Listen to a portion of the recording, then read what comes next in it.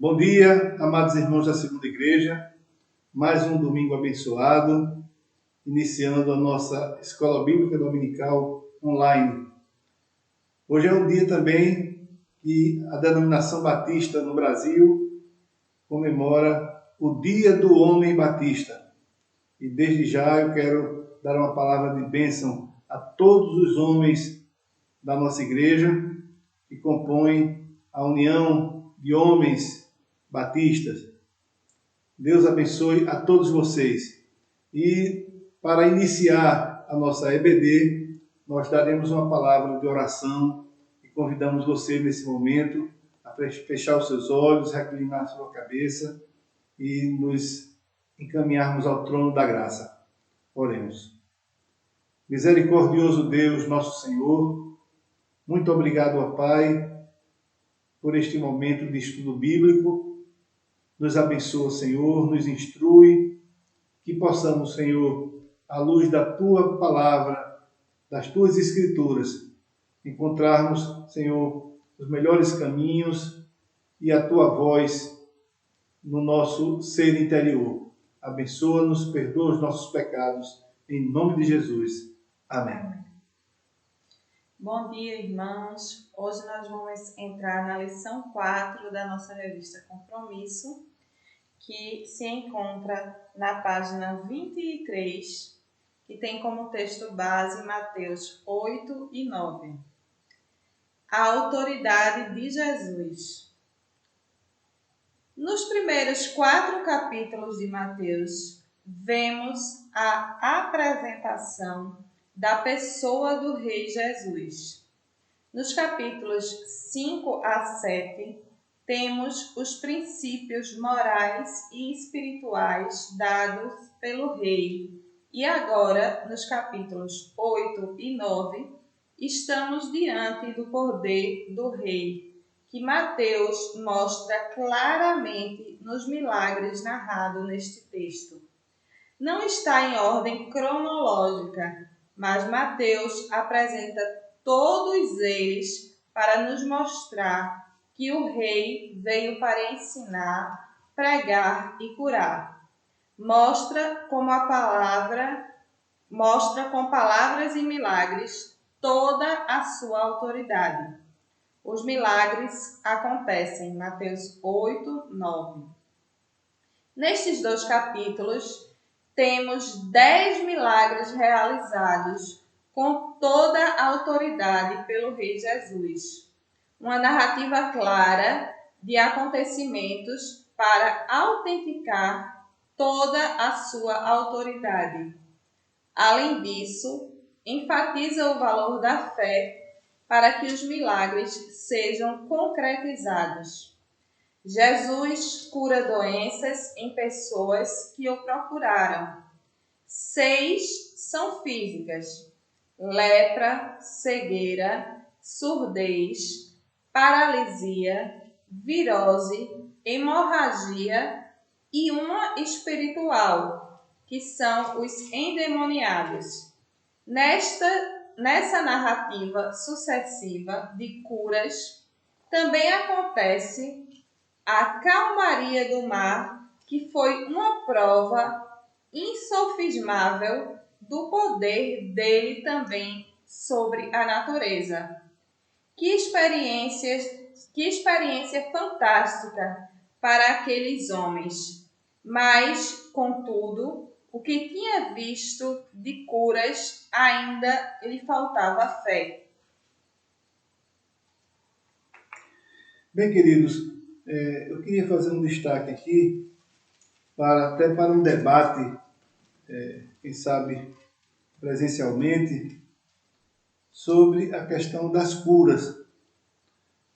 Diz o texto que Jesus, logo após descer do monte, ele começa a enfrentar uma série de dificuldades em que lhe apresentam pessoas com problemas físicos e também pessoas com problemas espirituais. E Jesus torna-se então um profeta que cura, um enviado de Deus que realiza milagres na vida das pessoas, tanto física quanto emocionalmente. E isso pode nos levar a um debate. O Evangelho de Jesus cura? Sim. Nós cremos em toda e qualquer cura que seja da parte de Deus. A gente só deve ter cuidado com o curandeirismo. A igreja não foi chamada para ser curandeira. Existe uma diferença entre curar e curandeirar. O curandeiro é aquele que apresenta-se como alguém que, pelas suas próprias forças e pelo seu próprio arbítrio, realiza certas curas.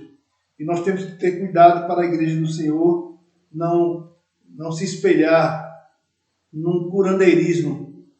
Na verdade, as curas e os milagres, eles existem. E a gente deve colocá-los sempre na dependência segundo a vontade de Deus. Deus pode fazer todas as coisas. E nós devemos crer nas curas e nos milagres segundo a vontade de Deus. Nunca condicionar essas curas e esses milagres à nossa própria palavra, muitas vezes até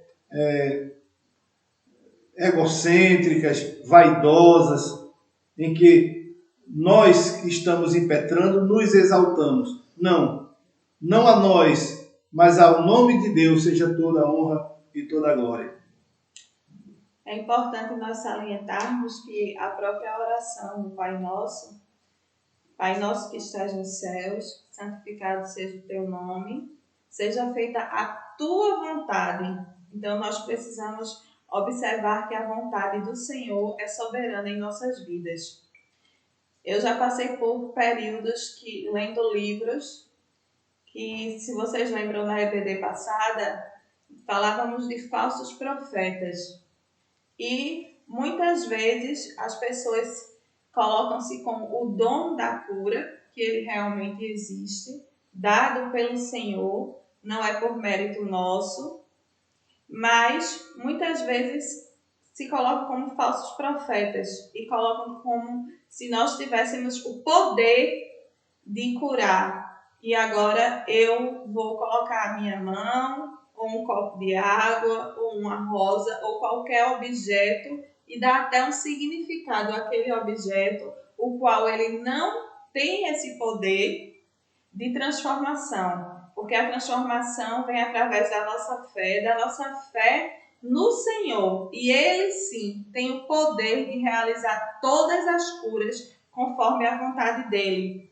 Então os milagres acontecem. E a nossa igreja tem visto muitos desses milagres acontecendo neste período de pandemia. Então continuemos com fé, mas na total dependência do Senhor.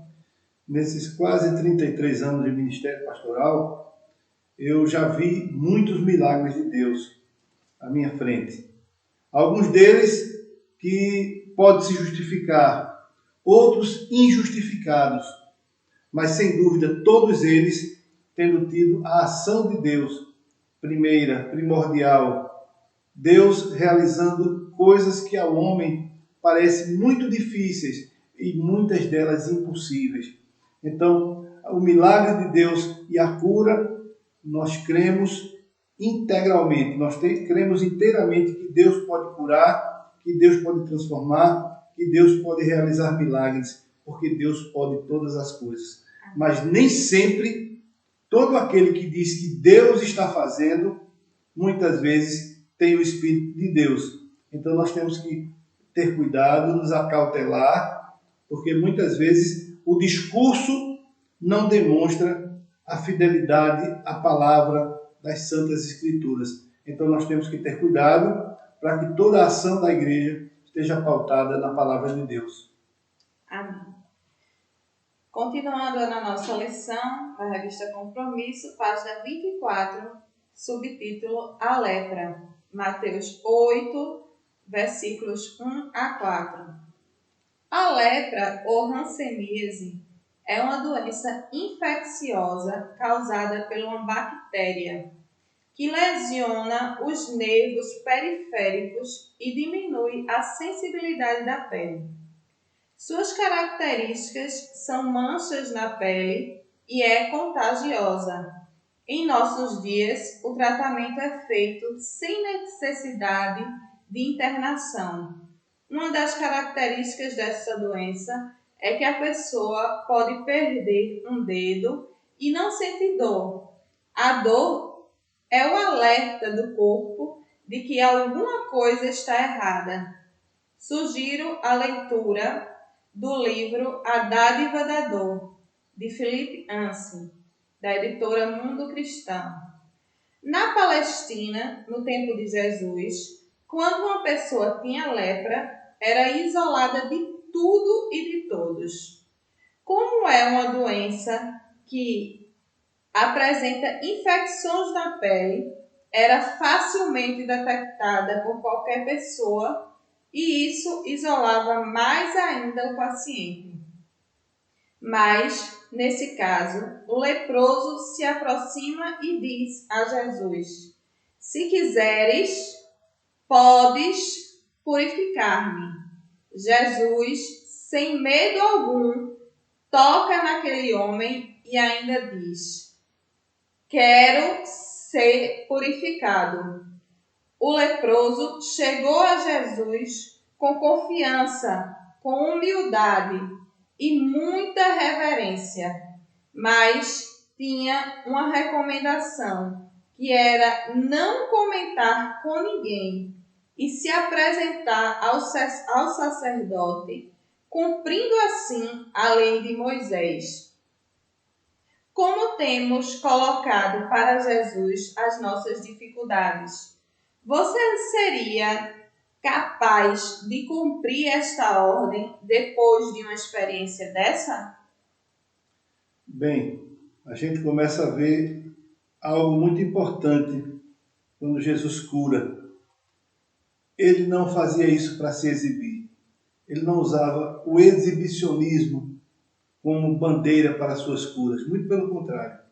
Jesus procurava discrição e ele chegou a dizer a esse leproso que ele não contasse nada a ninguém e fosse apresentar-se ao sacerdote, como faziam dentro da lei de Moisés. Algo muito importante a gente aprende nesse texto é que o leproso foi a Jesus e era impuro alguém tocar no leproso. Pela lei era impuro, pela lei cerimonial no Antigo Testamento, a lei de Moisés. Mas Jesus foi e tocou o leproso. Jesus faz uma distinção entre a lei moral e a lei cerimonial. A lei puramente litúrgica e religiosa. E Jesus toca o leproso.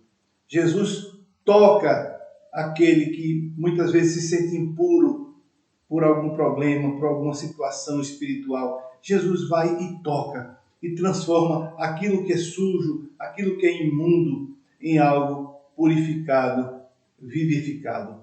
Portanto, Jesus foi, tocou aquele homem que estava com o corpo todo em chagas, caminhando para a morte, a rejeição social.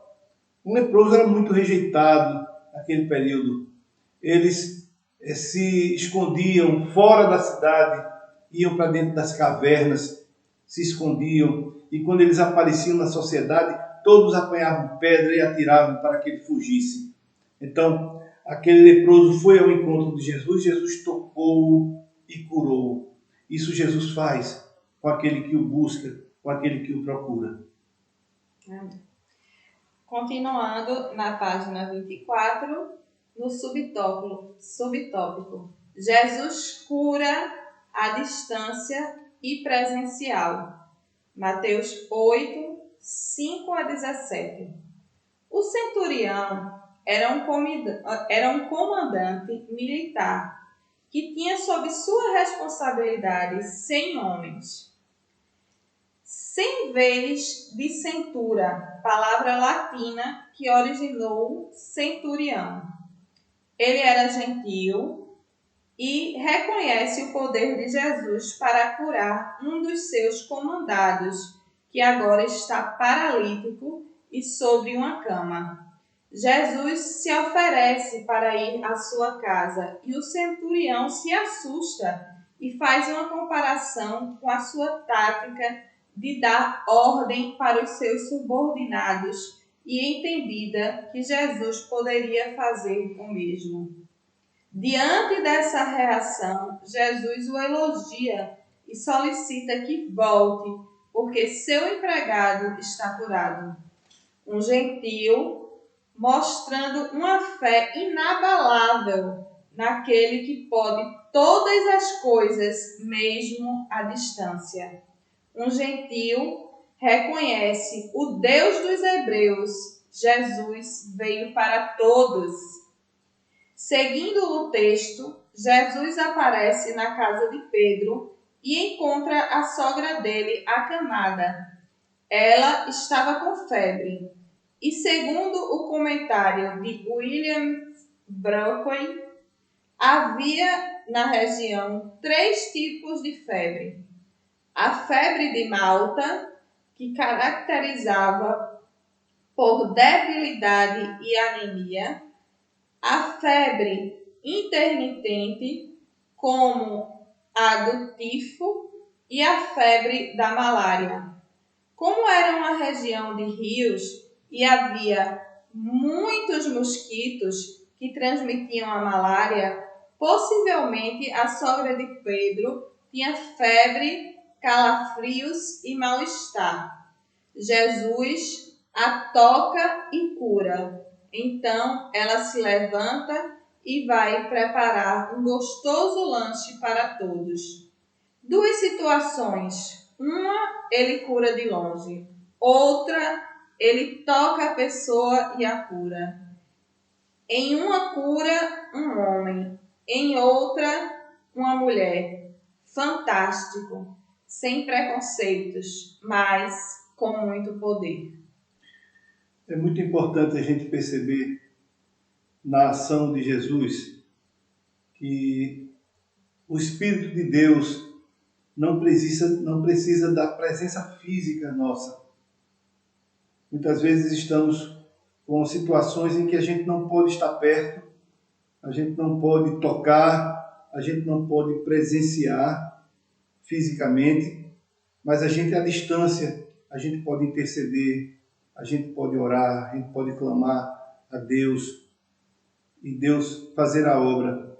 Quantos pedidos, queridos, temos tratado dentro do nosso grupo de WhatsApp, grupo da igreja, em que nós temos orado, temos feito intercessões à distância e Deus tem concedido verdadeiras curas milagrosas em nosso meio. Nós estamos tendo alguns casos aqui recentes, casos muito difíceis, em que Deus tem concedido grandes bênçãos. E eu não tenho dúvida que a oração da igreja tem tido uma importância muito grande nessas respostas de Deus e dessas mudanças de situações. Claro que nem todas a vontade nossa pode prevalecer. Muitas vezes a vontade de Deus, ela se mostra independente da nossa. Mas Deus atende muitas orações e Deus muitas vezes faz verdadeiras maravilhas em situações que para nós homens elas estão perdidas. Por isso a igreja deve estar orando sempre, intercedendo sempre, porque a oração de um justo pode muito em seus efeitos. Amém. Continuando na nossa revista Compromisso, agora na página 25, no subtópico Outras Curas. No primeiro texto, aparece a cura de 2 endemoniados. 2 pessoas que traziam medo, moravam em sepulcros e atormentavam a todos. Quando os dois veem Jesus, se assustam, porque o inimigo que os possuía, reconheceu o Salvador, citando: Que temos nós contigo, Filho de Deus? Vieste aqui nos atormentar? Está lá em Mateus 8, 29. Ora, quem atormentavam eram eles, e não Jesus. Foram expulsos e tomaram uma manada de porcos que se atirou ao mar. Os que cuidavam da manada, ao verem o prejuízo, correu para a cidade, comunicando o acontecido, e todos pediram que Jesus saísse de lá. Interessante notar que as pessoas não ficaram alegres com a cura dos dois, que traziam terror a todos, mas com o prejuízo financeiro. O ser humano continua o mesmo, mais interessado nos lucros e riquezas do que nas pessoas. É o que vemos também em nossos dias. O segundo texto narra a cura de um paralítico em Cafarnaum. Os amigos o trouxeram deitado em uma maca. Creio que todos esperavam a cura e o homem sair andando, mas Jesus inverte a ordem e perdoa os pecados dele. Ninguém fala nada, mas Jesus, conhecendo os pensamentos, e provoca com a famosa pergunta: o que é mais fácil dizer? Os teus pecados estão perdoados? Ou levanta-te e anda? Jesus mostra sua autoridade em perdoar os pecados e depois diz ao homem: levanta-te, pega a tua maca e vai para casa. E assim aconteceu.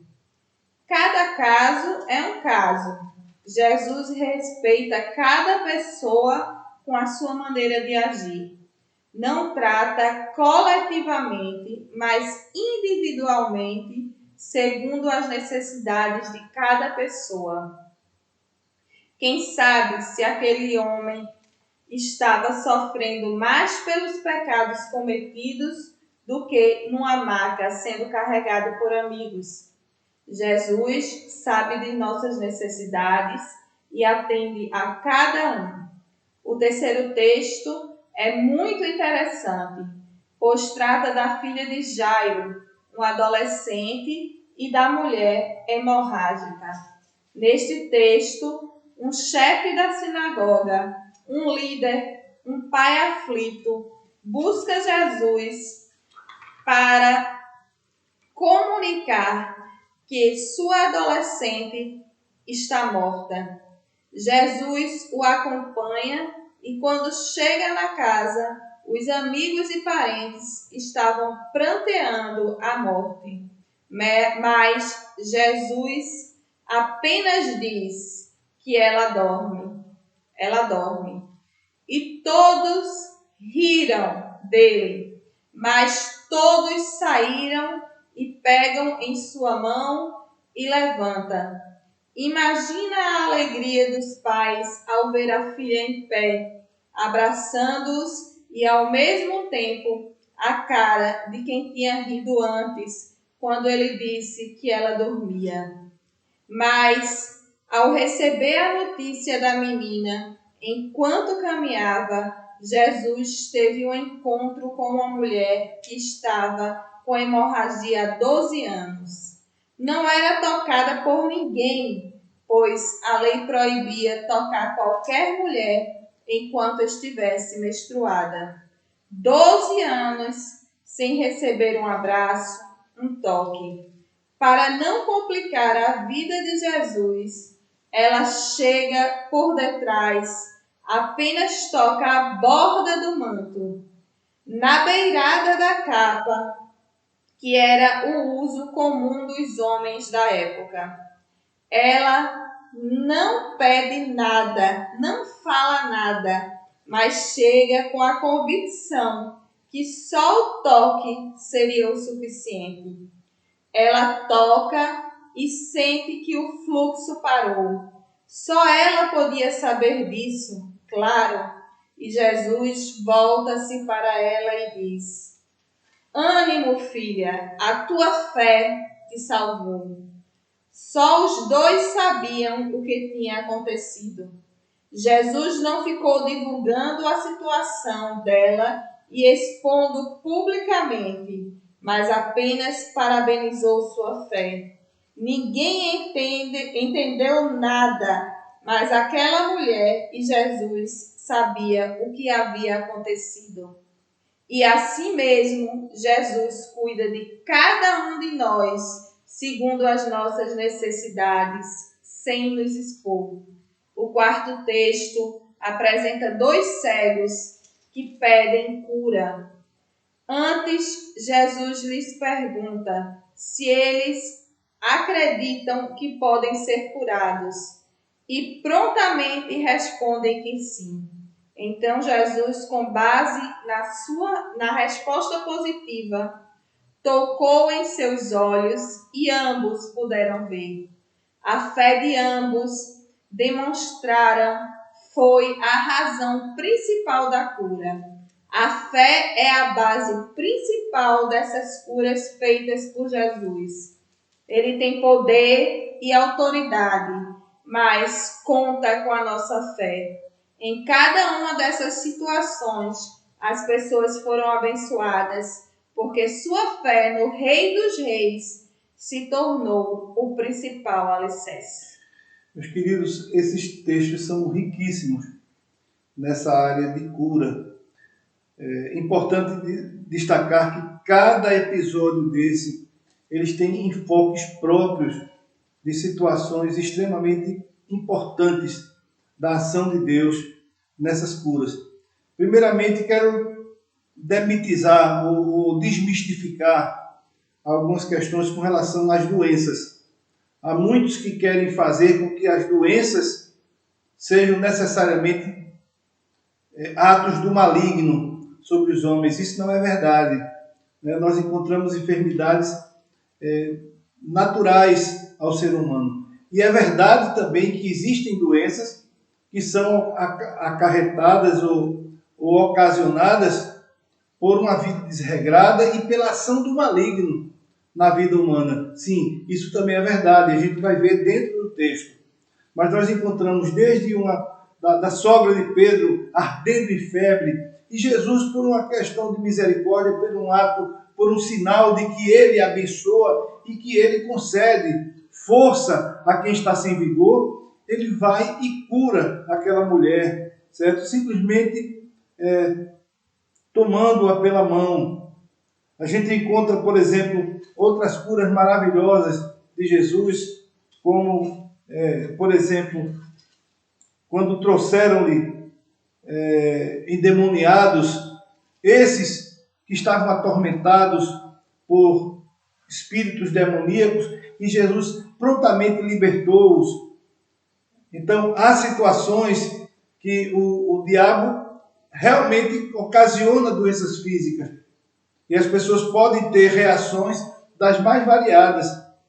E a ação de Deus libertadora liberta o espírito e também, consequentemente, o corpo aprisionado por essa situação espiritual. Claro, mas nós vemos que há outros textos que a cura que Jesus procede nas pessoas, elas são o ato, muitas vezes, de resposta à fé. As pessoas que estavam sendo rejeitadas até pela religião por causa de uma doença, e Jesus foi curando, como o caso daquela mulher com fluxo de sangue há 12 anos. A própria religião judaica a colocava como impura e não permitia que ela tivesse acesso às práticas religiosas, e Jesus mostrou a sua compaixão, curando-a. E tantas outras situações em que Jesus tem compaixão do homem, assim como nos cegos que foram ao encontro de Jesus em Jericó, e que Jesus, vendo a fé, cura dizendo: vê, a tua fé te salvou. No Evangelho de Mateus, apresentam 2 cegos. Existem outras em Lucas, também colocando até o cego Bartimeu, dando um personagem naquele momento. Mas isso acontecia, pessoas iam ao encontro de Jesus, pessoas cegas, pessoas endemoniadas, pessoas com dificuldades, intercessões, né? Pessoas procurando Jesus para curar sua esposa, para curar sua filha. Assim acontece na nossa vida cristã. Muitas vezes o nosso desejo de ver a cura de um ente familiar, de um amigo, de uma pessoa que nós amamos, e nós vamos ao encontro de Jesus, pedir ao Senhor que tenha misericórdia, que restabeleça a saúde. Isso tudo é muito bíblico, é muito cristão, e a igreja preserva esse princípio. É importante nós estarmos atentos que em nenhum momento Jesus cobrou nada em troca por essas curas. Quando ele fala aí dos endemoniados, que esses demônios foram para a manada de porcos e a população ficou querendo questionar porque estavam perdendo financeiramente, observem que Jesus, ele em nenhum momento da Bíblia, ele usa moeda de troca. Ele troca alguma coisa por um milagre. Não. O milagre, ele é baseado na nossa fé. Então, se porventura alguém estiver oferecendo milagres, curas, através de algo em troca, de uma moeda em troca, nós precisamos ficar atentos a isso, porque isso não vem de Deus. Porque o Senhor, ele nunca cobrou nada, a não ser a nossa fé, para que os milagres fossem acontecer. Certa vez eu vi na televisão, e também nos outdoors na cidade do Recife, em que dizia assim: se Deus existe, ele vai provar que existe tal dia, em tal horário, realizando curas e milagres. E quem colocou isso realmente estava com muita dificuldade de entender a palavra de Deus. Que Deus não precisa mostrar e provar a sua existência para ninguém, realizando curas e milagres. Isso é uma consequência da fé. Nós não podemos basear a nossa fé em prodígios, em sinais. Jesus disse: é uma geração má e adúltera, nenhum sinal vos será dado, senão o do profeta Jonas, que passou 3 dias e 3 noites no ventre do peixe. Assim Jesus passou 3 dias e 3 noites no seio da terra e ressuscitou. Você crê nisto? Isto é a maior prova de fé. Creia em Jesus, creia no milagre maior da sua ressurreição. Buscai primeiro o reino de Deus e a sua justiça, e todas as coisas vos serão acrescentadas. Quando a gente crê no Deus do impossível, no Deus do milagre, nós, com justificação, fazemos as nossas intercessões, fazemos as nossas petições, colocamos e derramamos diante de Deus a nossa angústia, o nosso problema, a nossa enfermidade, e nos submetemos a Deus segundo a sua vontade, que Ele realize em nós o seu grande milagre. Senhor, se Tu queres, Tu podes curar-me. Não é, Senhor, se Tu podes. Deus pode todas as coisas. Nós agora chegamos na parte das conclusões, na página 26.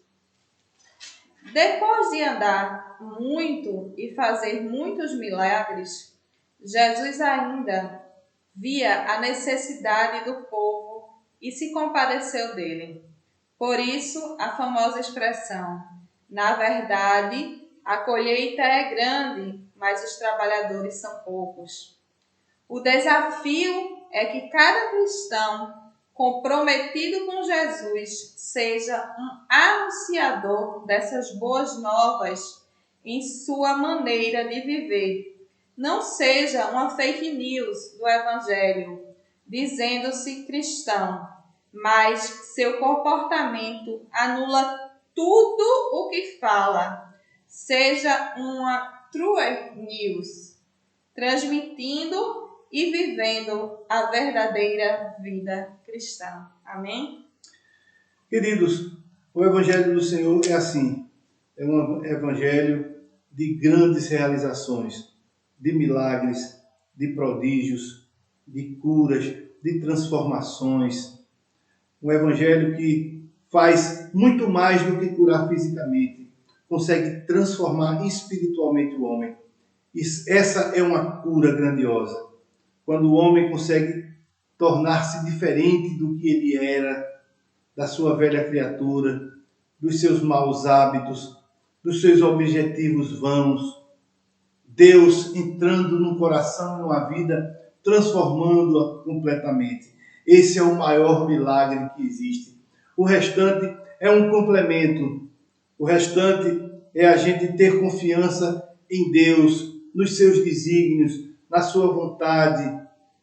Deus, ele tem a soberania e nós, seus filhos, precisamos ter a cada dia a obediência e a sensibilidade de entender a vontade de Deus e crer em todas as situações que Deus pode e Deus faz. E assim nós clamamos a Deus sempre pela sua ação em nossas vidas. Amém? Queridos, esse mês de junho, durante todo o mês de junho, a Igreja Batista do Brasil, ela comemora o mês do pastor. Inclusive, no próximo domingo, dia 13, é o dia do pastor. Você quer dar um presente ao seu pastor? Ore por ele. Interceda a Deus que dê força ao pastor que foi nomeado por Deus para cuidar do seu rebanho. Pastor, ele é imperfeito. Pastor tem defeitos. Pastor é um ser humano como qualquer outro. Mas o que sustenta a vida de um pastor são as orações do povo de Deus. E assim como existe um pastor, existem outros servos do Senhor trabalhando em conjunto para que a obra se expanda, para que a obra de Deus cresça. Cresçamos na oração, cresçamos no testemunho, cresçamos no temor à vontade de Deus, para que a cada dia o Senhor faça resplandecer o seu rosto sobre nós e nos impulsione a sermos uma igreja vitoriosa. Que Deus abençoe a todos e nós vamos nos despedir com a oração final. Santo e misericordioso Deus, nós te rendemos graças pelo estudo da Escola Bíblica Dominical. Te agradecemos pelo domingo de hoje, que possamos ter um dia todo voltado para o louvor, para a adoração do teu excelso nome. Santo Deus, mesmo neste momento de pandemia, a tua igreja continua aberta, intercedendo, orando, sempre, Senhor, proclamando o teu nome a tempo e fora de tempo, em todos os meios possíveis e imagináveis. A tua igreja está aberta, Senhor. Portanto, nos abençoa e muito obrigado, porque tu és o Deus do impossível. E no impossível nós cremos em ti unicamente. Perdoa as nossas faltas, guia-nos, em nome de Jesus nós te oramos. Amém. Que Deus abençoe você e a sua família. Amém.